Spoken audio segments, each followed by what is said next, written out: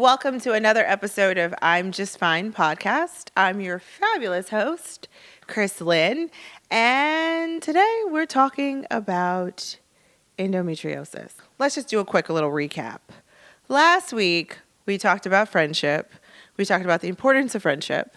And I also taught you how to make a mocktail because we are still celebrating dry January, and it's just fitting that a mocktail was made. Did you make the mocktail? Did you like the mocktail? I hope you did. If you did, go ahead and put a comment. Let me know you enjoyed the mocktail. There will be plenty more mocktails that I plan to make during the course of the shows. So the title of the mocktail was the Endo Elixir. I titled it the Endo Elixir because we're talking about endometriosis today. Man, I went back and forth on how I was going to talk about endometriosis. And if you haven't noticed something about me, I'm an extrovert. So I'm not going to be putting up slides and I'm not going to go through a presentation because I absolutely hate that form of teaching. Even today with my occupation, I never do a presentation where I read from slides.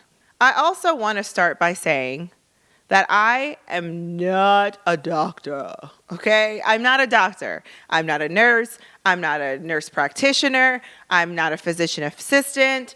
I'm not anybody who works with patient care. I am not in the healthcare system in the sense that I help patients with care. Not at all. So I just want to preface that before I get into this segment about endometriosis. I don't want to tell you how to treat your endometriosis. I'm not going to tell you how to do that. I'm going to tell you what I'm doing, and I'm going to tell you why I did it. And it's up to you to make that informative decision about your own health. But I think in order to do that, you need to know different things, which is why I'm doing this podcast. Because I think, similar to me, I am somebody who is intelligent, and I do know the healthcare system. But I wasn't given the information that I think I needed in order to manage this medical condition in the best way possible. So I'm going to take you through my journey today. Again, this is going to be a several-part series because I don't want it to be too long. So I'm going to introduce you to endometriosis, what it is, the symptoms, the treatments.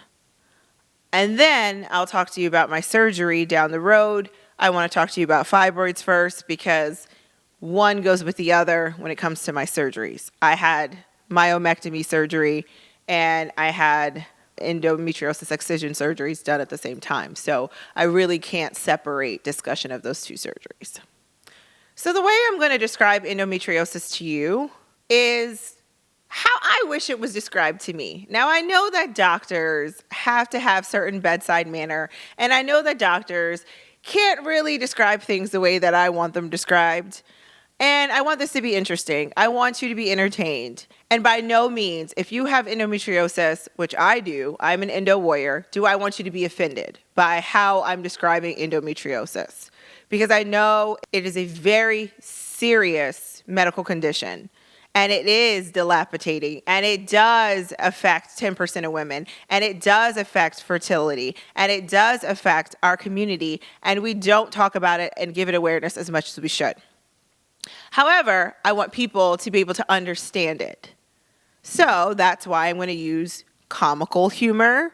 I'm going to use analogies because I need people to understand. I need to know my audience. My audience is not medical professionals. My audience is you. And I don't expect you to know textbook. So before I get started on describing endometriosis to you, there's a couple of things we need to go over. You need to know the female organs, and you need to know the organs that are in the abdominal cavity. First, you have ovaries. The ovaries are sitting, hanging off, and you see where my hands are? My hands are the ovaries. What's connected is the fallopian tube. So you see my arms are the fallopian tubes. Very fitting, right? So ovaries, fallopian tubes. This right here, this is the uterus. And then here we have the cervix, and it's connecting to the vagina. And so fitting, where my vagina is where the vagina is, okay? So that's the basic reproductive system for a female. So in your abdominal cavity, you have your liver, you have your colon, you have your rectum, your anus, you have your appendix, you have your bladder, you have your kidneys, you have your ureters. All of these organs, and then also your reproductive organs, which we just described. All of those organs are in your abdominal cavity, and all of them can very well be impacted by endometriosis, which is why I'm going over this. Now, keep in mind, this story so much to go and to the how I'm bathroom. going to Doing a describe normal endometriosis function is only applicable to me. Endometriosis presents itself multiple ways in different women, and it is not necessarily the same. What we do know is the same is that it wreaks havoc all over the fucking body, okay? It does. It wreaks havoc. And we know that to be 100% true. We also know that endometriosis can not only be found on your abdominal cavity organs, but they also have rarely been found on the brain, the lungs, and other places in the body. So it's not just, affecting the abdominal cavity. It could be found on every single organ. And I don't think anybody stresses that. Also, what I don't think everybody stresses is what endometriosis is. I'm going to call it magical matter. You know why I'm going to call it magical matter? Is because it's tied to the epithelial cells of the uterus. So the lining of the uterus is made of epithelial cells. What do you think they're saying causes it? So one of the things they say causes it is retrograde menstruation. That's when your period goes up and out through your fallopian tubes instead of down and out your vagina. That's what they believe might cause it.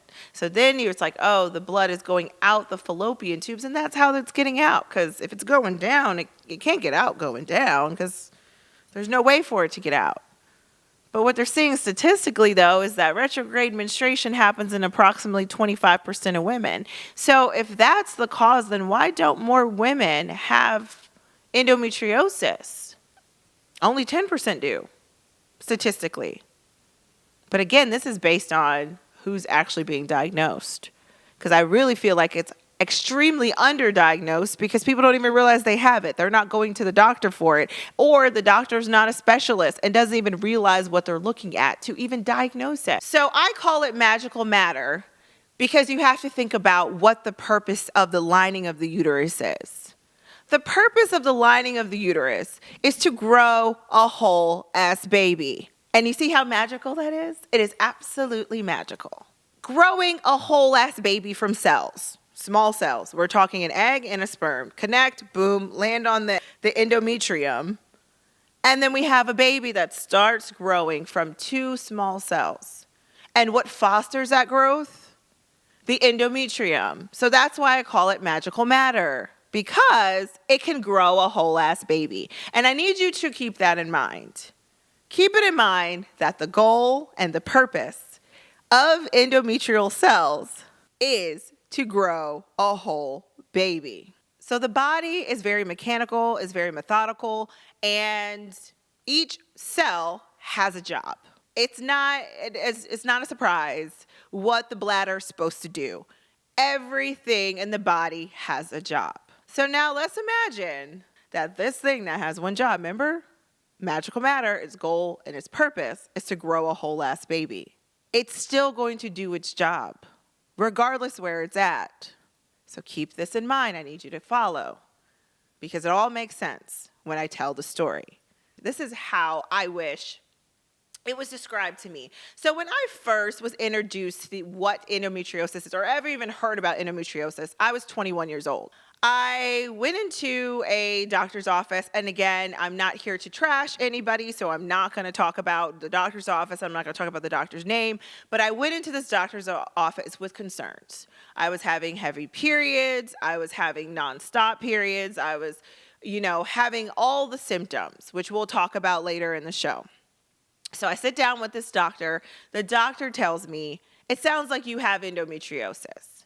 And I said, okay, what the hell is endometriosis, right? Like, I never heard of this. She slides me a pamphlet and says, read this. We're going to put you on birth control. And she skedaddled and was on her way. Naturally, that's what happens in our healthcare system. If we are ignorant to a topic and we don't ask questions, then the doctor's like, here you go. You don't know what it is. And I just wish that she would have sat down with me and that she would have said more about what endo is. And I feel like today's doctors are much different. The healthcare system has changed. People are understanding more what endometriosis is. But I'm talking about my experience. My experience was I got a pamphlet still across the table to me, and she told me you potentially may have endo. Now, what I wish she would have told me is this story right here. Endometriosis is like a horror movie. That's how I could describe it. It's like a horror movie. So, you know how horror movies go, right? Where you have a new person that comes into town, that's endo, and they come into town. The town is called the abdominal cavity. He comes in, he rides into town, and the liver and the bladder and the kidneys, are hanging out, and they're like, "Hey, who's that new person?" And they're like, "I don't know. Seems strange. Doesn't seem like he's supposed to be here." The uterus, the fallopian tubes, and the ovaries, they're hanging out because, they're together, they're BFFs. They're like, "Hey, there's a new person in town." "Who's the new person?" "Oh, they're calling themselves endometriosis." For the purpose of this, and because endometriosis is a long word, I'm going to say endo. So, endo's in town. Endo.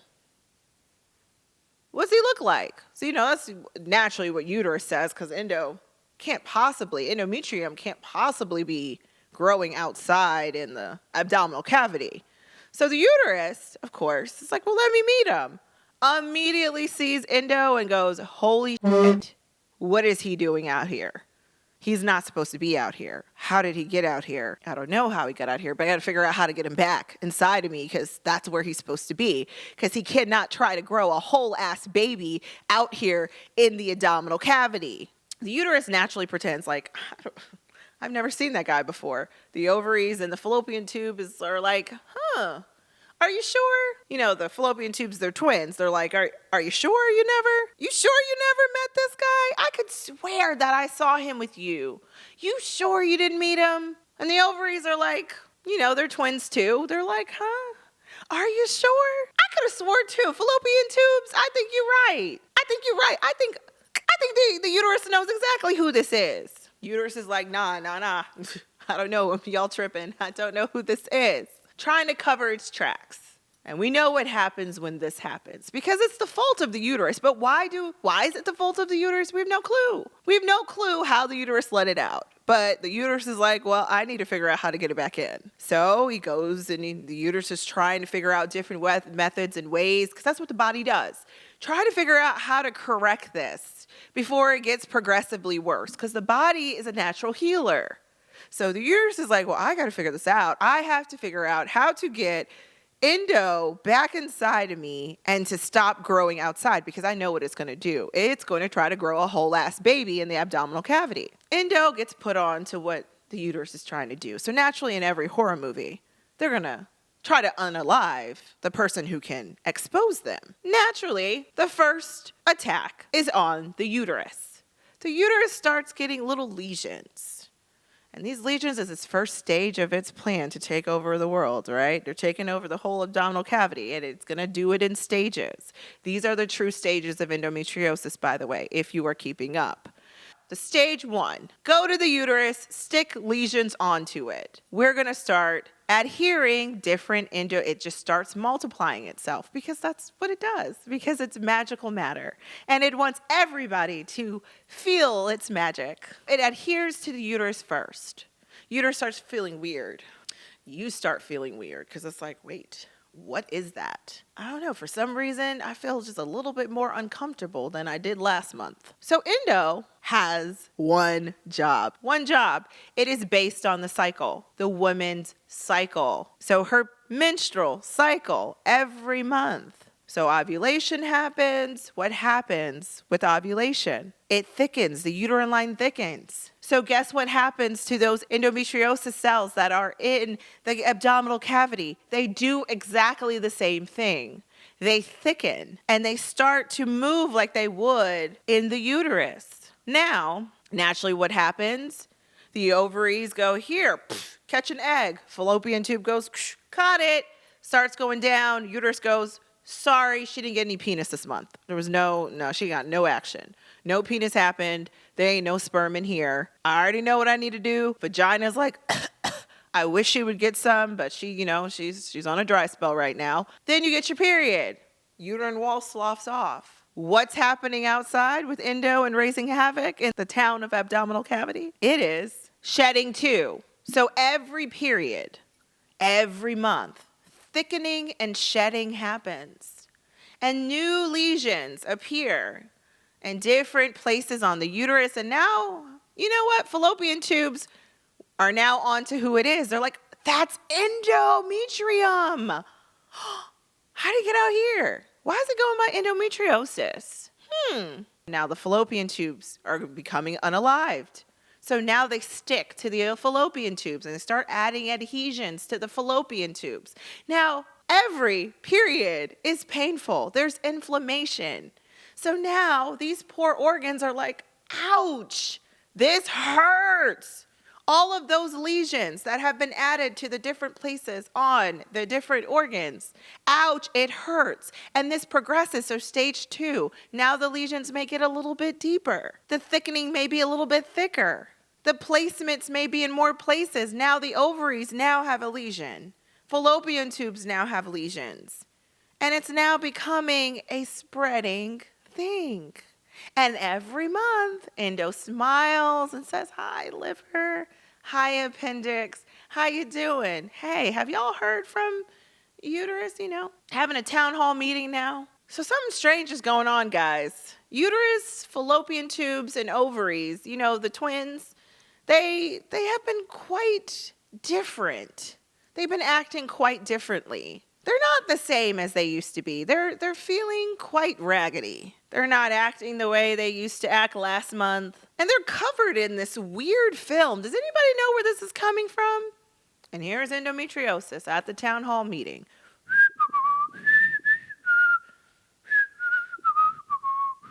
Nobody's going to blame the new guy because in the horror movies, they never blame the new guy. The new guy is nice until he then attacks somebody else. So now at this point, we're at stage 3. Stage 3, you start seeing these strands. These strands, what is that? It's almost like cobweb-like. It's these strands that start connecting the fallopian tubes to the uterus. So now we're at stage 3. We got the little bit of cobwebs and things are getting stuck together a little bit because it does connect the organs together. So now they're like, wait, did y'all see?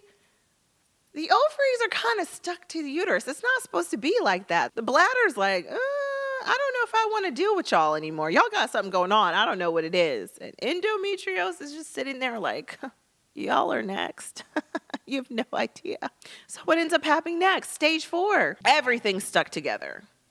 And in my case, ovary was stuck here, fallopian tube stuck there, and then I had one fallopian tube and one ovary stuck behind its back, and it was all stuck in one big blob and connected to my colon. So now all of my reproductive system is stuck to my colon because that's what Endo did. Endo stuck everything together because that's what it does.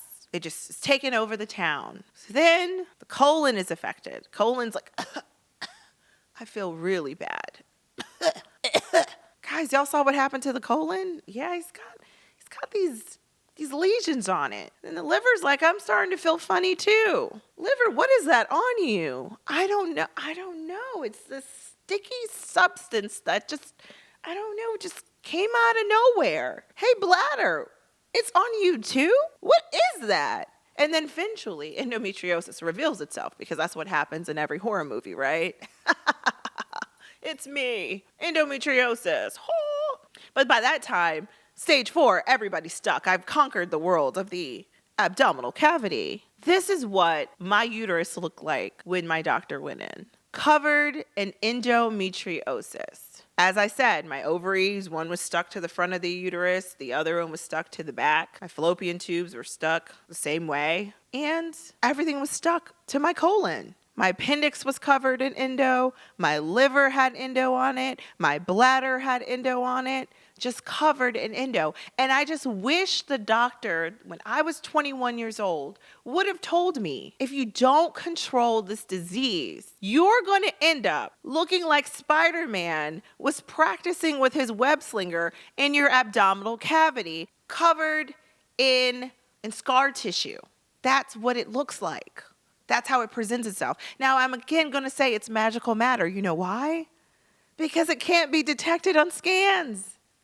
Scans cannot detect these lesions. Scans, so when I say scans, I'm talking MRIs, I'm talking CAT scans, I'm talking PET scans. That's why it's magical matter, because it can evade all scans. Nothing can detect it. The only way it can be detected is if now endometriosis does what it does at stage 4. So what it does, it ends up putting a cyst inside the ovaries, and this cyst is full of a matter that is not clear. So there's 2 different cysts. When the cyst has clear fluid in it, they can see that it's a clear cyst, and they'll test it. It might be cancerous, it may not be cancerous, could be just a regular cyst. Now, endometrioma is full of a substance that looks like chocolate syrup on a scan. So they call it a chocolate cyst. Now, I know a man created the name chocolate cyst because there ain't no fucking way that a woman would call a cyst a chocolate cyst. I know a man created the name. I'm not even going to look it up because I already know it is a man who created the name chocolate cyst. They saw it and they were like, that looks like chocolate. And they called it a chocolate cyst. Not even going to lie, that's the name of the endometrioma. So now you have endometriomas growing in your ovaries right next to the eggs. The eggs are like, it's getting cramped in here. So now we have cysts growing in the ovaries, fallopian tubes stuck, and everything else is stuck in your gut. So this doctor did not describe this to me like this. And had she, I probably would have took matters more seriously.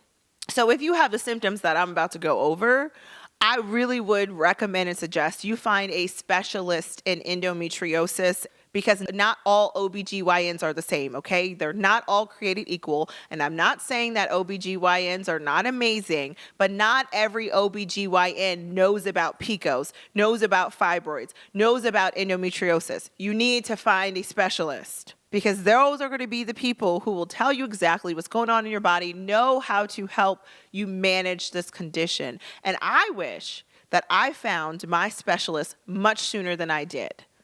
I didn't know to go look for a specialist, and that's why it's important for me to get this out there. You need to go look for a specialist, because there are signs that things are wrong, and I don't think, similar to me, that you would know that these things are wrong until somebody told you. So quick recap, because I know that was a lot. I know the horror movie, I don't know if you got the analogy, but you're pretty much going to end up with a stuck gut. There's 4 stages, stage 1, 2, 3, and 4. And based on your stage, it depends how many adhesions, lesions, and if you end up at stage 4, which is, it comes with mild, moderate, and then we hit all the way to severe. The severe case is stage 4. That's when you end up looking like Spider-Man took over your abdomen, and that's when you end up with endometriomas. Again, endometriomas are the only thing that could pop up on scans, okay? That's very important to remember. Otherwise, there's no way to tell unless you have surgery. So let's talk symptoms. The freaking symptoms. The symptoms of endometriosis are terrible, okay? Like, I'm not even going to sugarcoat it for you. They're terrible. They're awful. They are awful. Now, you have to remember what I just said. I mapped it out for you. Imagine matter, though, with the purpose of growing a whole-ass baby, is growing all over every organ in your abdominal cavity. If you are like me, I am stage 4, severe.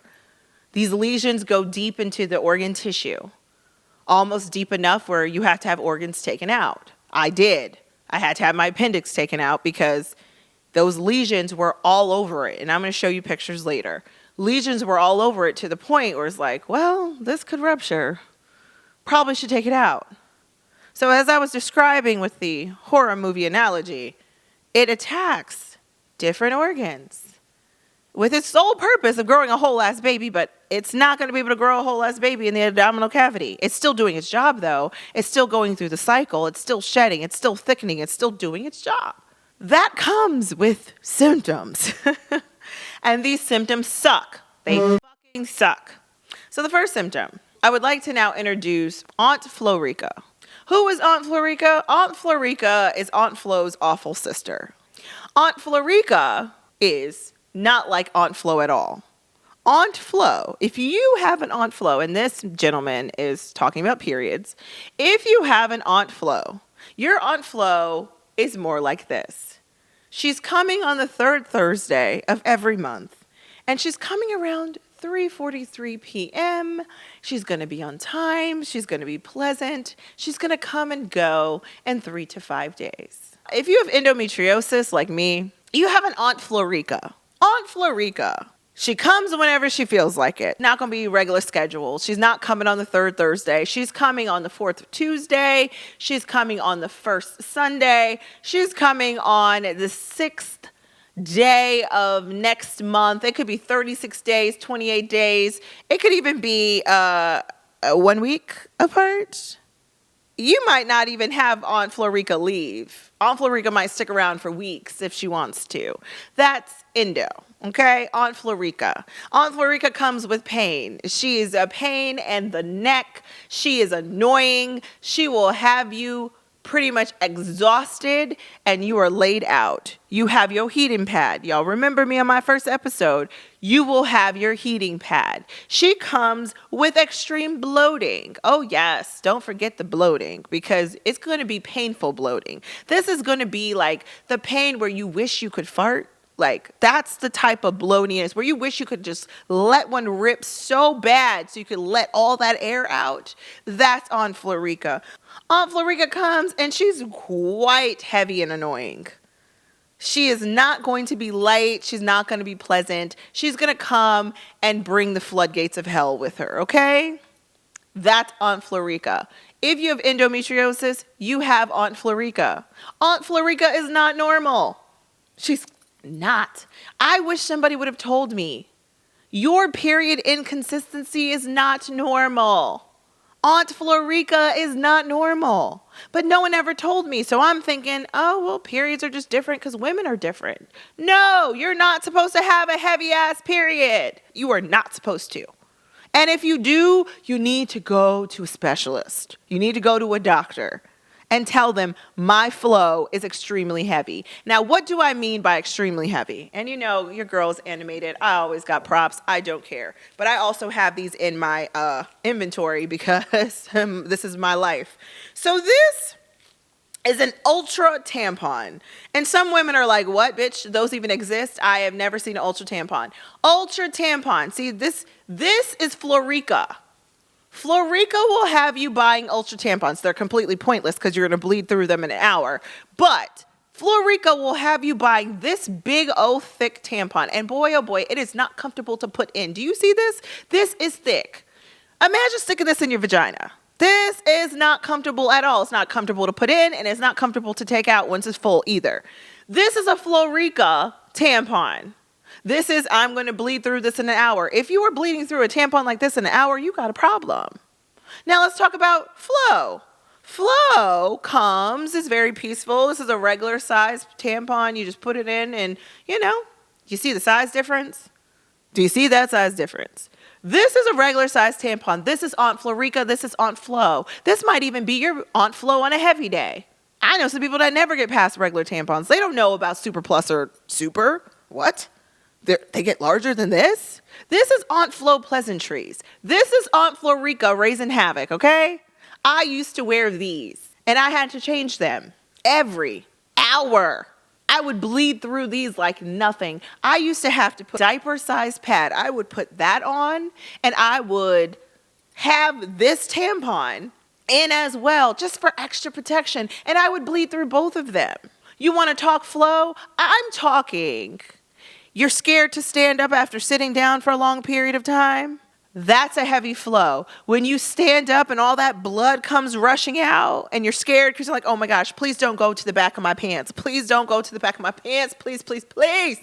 That is Florica. When it feels like a piece of liver is coming out of your vagina, and I mean liver. You know what liver is, slimy looking? That's how it is with Florica. You got liver chunks coming out.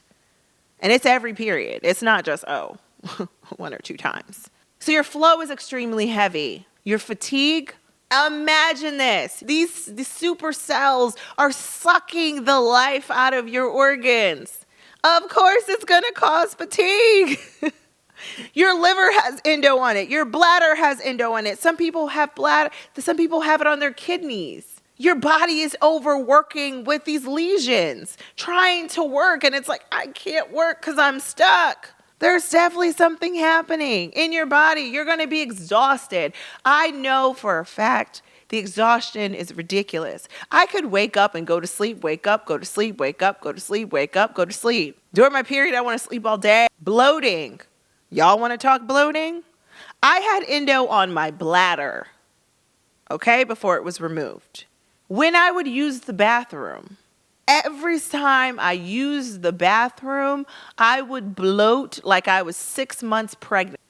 Every single time.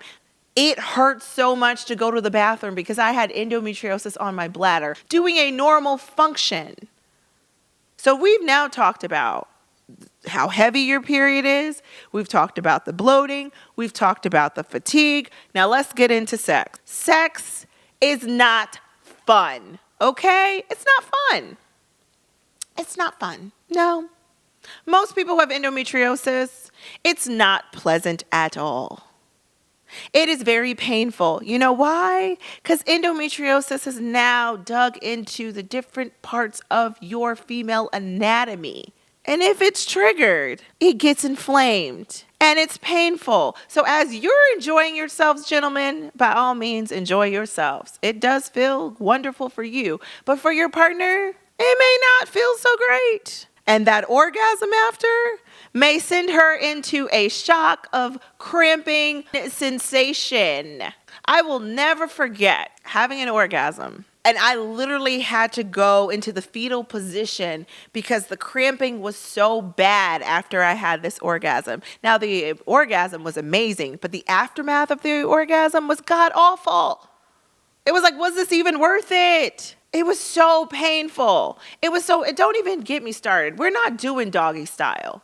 Okay, we're not doing doggy style. You know why? Because my uterus is stuck to the right side of my body. You want to go in straight, but guess what? You can't go in straight with me because it's not happening. My uterus is stuck to the right. So if you're going straight and my uterus is to the right, guess what? You're poking something that's not comfortable. And let's not even get into the bloodbath. So I can't really say that whether or not this was endo or whether it was my fibroids, but I would have sex and then there would be blood everywhere as though I'm on my period. And it's like, wait a minute. Nah, my period's gone. She's been gone. But Florica, we talked about Florica. Florica likes to come back at inopportune times. That's Florica. So during intercourse, they may have some residual blood up there. Comes out. Because Florica, she's like, oh, sorry. Florica shows up whenever she wants to. So sex is not comfortable at all. So when women are saying, oh, this is very uncomfortable for me, men, listen, have empathy. Have empathy with your partner because you have no idea the screaming pain that she has. Again, we have whole ass baby matter growing all over her abdomen. And when excited, it flares up. When signaled, it flares up. And guess what happens during sex when those signals are going off? It flares up.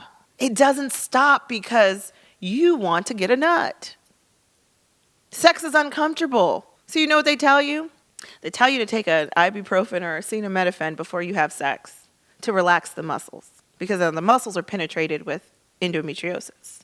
Does it work? I don't know. Never tried. Colorectal spasms. Now, this doesn't happen to everybody, but it sure enough happened to me. What is a colorectal spasm? I don't know if people know what this is. It's a spasm when your booty hole clenches so tight that it's a sharp pain in your anus. So when you have endometriosis and it affects your bowels, you get colorectal spasms that cinch your butt. You end up clenching and begging for dear help. I just remember, I would be like, Lord, Father God, in the name of Jesus, please let this colorectal spasm pass. Because it happens so fast, and it's just a sharp pain in your booty hole. It is not pleasant at all. And it happens regularly, depending on what excites it. I could never figure out what excited it. But before my last surgery, I would get colorectal spasms all the time. It would just be like, catch you off guard and you got to clench real quick and you're like, ooh, ooh, ooh, and it makes you walk on your toes. That's the type of colorectal spasms I'm talking about. And if you don't know what I'm talking about, that kind of puts it in perspective for you. Another symptom, infertility. It is said that 50% of women become infertile due to endometriosis. But think about it. You got fallopian tubes that are stuck to the right, stuck to the left. Egg can't get through no fallopian tubes that are all scarred up, because that's what it does. It adds scar tissue. So they're saying the fallopian tubes can't really carry the eggs to where they need to be. And if one fallopian tube is that way, the ovary is stuck that way, and the other ovary is that way, and the fallopian tube is this way, how is that egg even going to be able to find its way through if your stuff is stuck like this? It's not. And that's scarring. How is that egg going to float? So this is how deep the scarring is. Think about it. We're talking a microscopic egg. We're talking on a microscopic level. The scar tissue is so bad that a microscopic egg cannot find its way through. It's deep. So infertility, you got poor sex, you got infertility, you have, of course, the worst cramps in the world during your period. Like, that is like without even saying. The inflammation that happens during your period, like, just go ahead and times that by 10. That's the pain level during your period. But it doesn't always come during your period now, okay? It could come at any time that you have a sensation or something irritates those cells. It could be food. It could be anything. Whatever excites those cells and they become inflamed causes pain. So there are women that are in pain all day, every day, because these cells remain excited. The pain level is real. Women aren't making this shit up. And unfortunately, because this supermatter cannot be detected on scans unless there's an endometrioma, imagine going to the hospital. Your entire gut is inflamed with endometriosis. And they give you a CT scan, they give you an MRI, and they can't see shit. They say you're making it up. We don't see anything on the scans. It's not true. I have magical matter growing in my gut. You can't see it. I have endo. And not everybody's a specialist that understands what endometriosis is. I only had real bad pain when I was ovulating or when I had my period. But it wasn't that when I had my period. Once I had my period, it was okay. I didn't really cramp or anything like that. But when my period was starting, so you can be stage 1 and have a pain of 10. You could be stage 4, like me. I didn't have pain every day. So another symptom, I alluded to this during my first video, a constipation. We already talked about the colon being affected, right? So imagine having lesions that causes inflammation on your colon. And you trying to use the bathroom. It naturally does not happen. Also, because these lesions and scarring, think about how constipation happens. It's the flow of water getting into the intestines. But if you have scarring and tissue blocking that influx of water, it makes it more difficult for water to be absorbed into the intestines and assisting you to poop. So constipation is a symptom. It is god-awful.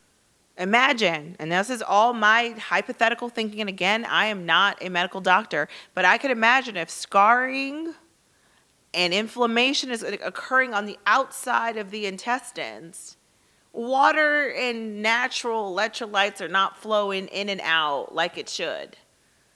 Because how could it? We're talking on the microscopic level, right? Because we talked about the egg being on a microscopic level and it can't even get through the fallopian tubes. That's the same thing with water getting into the intestines. How is it able to permeate those walls if there's scar tissue and there's inflammation and lesions? Water's not flowing as it should. And in my mind, that would cause constipation. Constipation, nausea, feeling nauseous. It's multiple times I'm like, ooh, I don't feel so good. A random spout of nausea, oh, I feel like I'm about to vomit. That happens all the time too. These are the symptoms. These symptoms are real. It's becoming more and more discussed. You know how endometriosis is diagnosed? They literally have to scope you.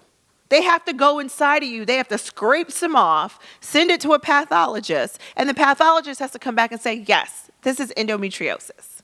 That's the only way to get an official diagnosis.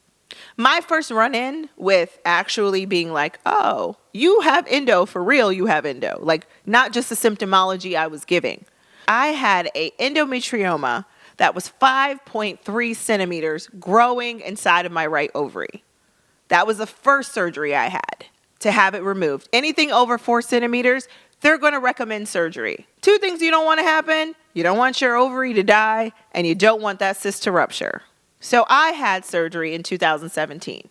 That was my first surgery for endometriosis excision. That was my official diagnosis. 2017, beginning of September, it was September 1st. And usually when you have surgery, you're going to remember the dates. September 1st, 2017, I had surgery. I had my first excision surgery, and that's when I found out I had stage 4 endometriosis. But based on what they saw during my surgery, they were like, holy, literally, quote unquote. I saw the text message from my surgeon to my OBGYN, because my OBGYN was not my surgeon. By the way, I have to shout out Dr. Jazz. She is in Tampa, Florida. She is an amazing OBGYN.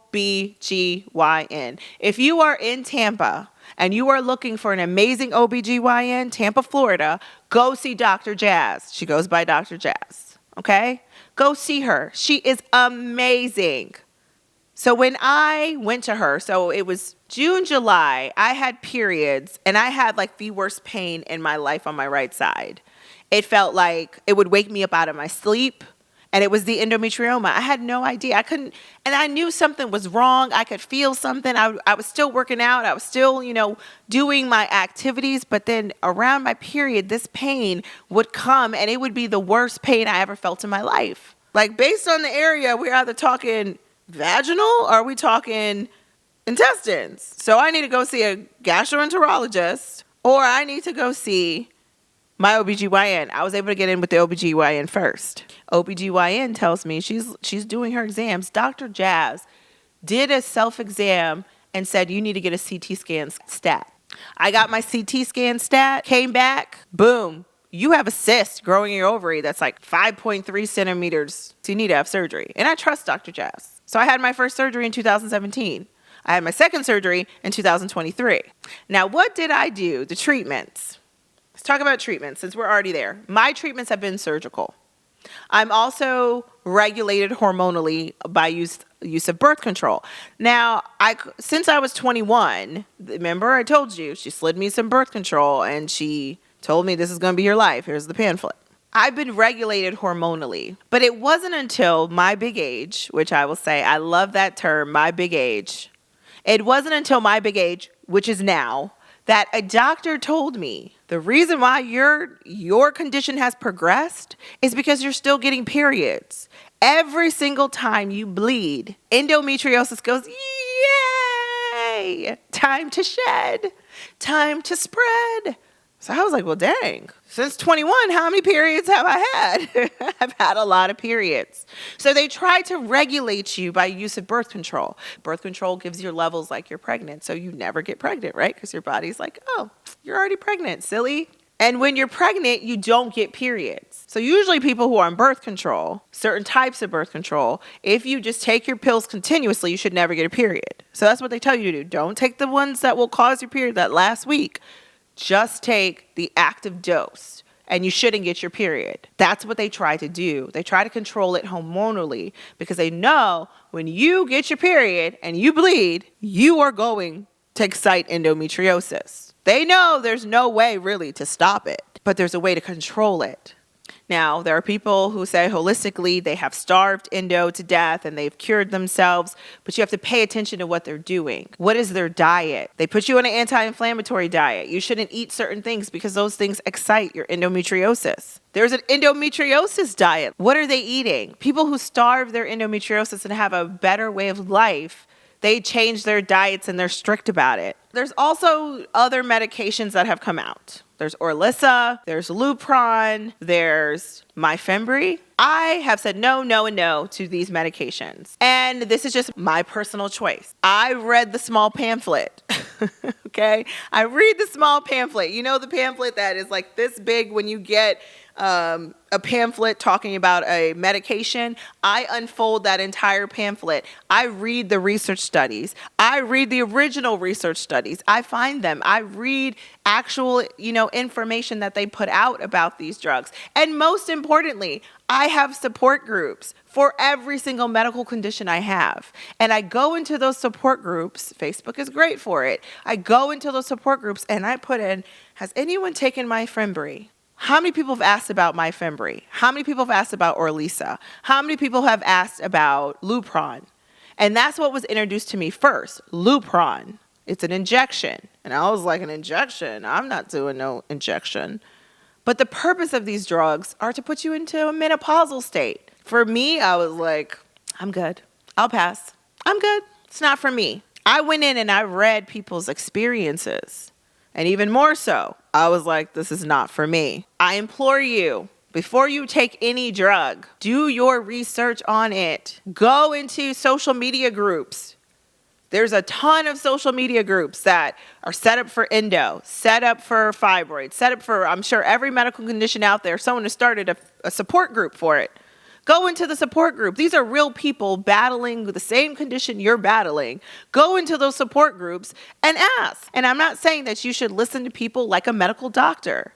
But what I'm saying is get the information, process the information for yourself. Don't just rely on one source. Don't just rely on the doctor to say, hey, here's the script, and you go fill it and you take it. Do your research. So you can get other drugs. There's other drugs out there that are right now on the market that you can be prescribed. Surgery was my best option because I'm stage 4. Both surgeries, it was like Spider-Man came through and was practicing in my gut. So we talked about symptoms, we talked about treatments, and we talked about what endometriosis is. It's a lot. It's a lot. And I hope this video helps you to understand more. And like I said, I wish that a doctor would have described this to me like this.